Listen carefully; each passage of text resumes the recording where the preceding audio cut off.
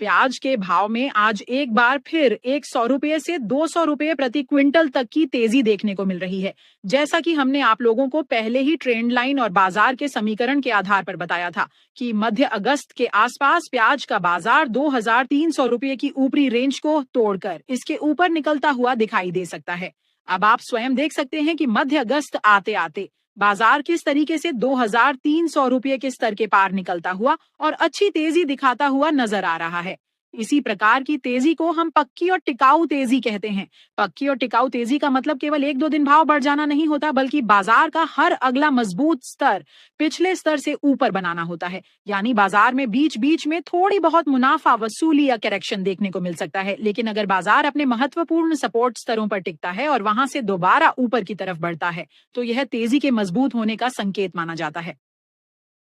फिलहाल हमारे पास 2300 रुपये प्रति क्विंटल का स्तर एक महत्वपूर्ण सपोर्ट के रूप में दिखाई दे रहा है। अगर बाजार ऊपर के स्तरों से थोड़ा नीचे आता भी है तो 2300 रुपये के आसपास सपोर्ट लेकर दोबारा नई तेजी की शुरुआत करता हुआ दिखाई दे सकता है।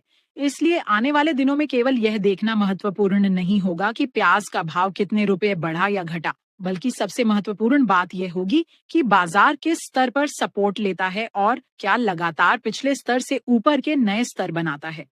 बाजार इसी तरह अपने समीकरणों पर काम करता है। ट्रेंड लाइन, सपोर्ट, रेजिस्टेंस और किसान एवं व्यापारी मनोविज्ञान बाजार की चाल को समझने में महत्वपूर्ण भूमिका निभाते हैं। कई बार जब बाजार लंबे समय तक किसी एक रेंज में रहता है तो लोगों को लगता है कि अब बाजार में कोई बड़ा बदलाव नहीं आएगा, लेकिन जब ट्रेंड लाइन टूटती है और पुराना रेजिस्टेंस टूटकर सपोर्ट में बदलता है तो बाजार में तेजी का नया चरण देखने को मिल सकता है।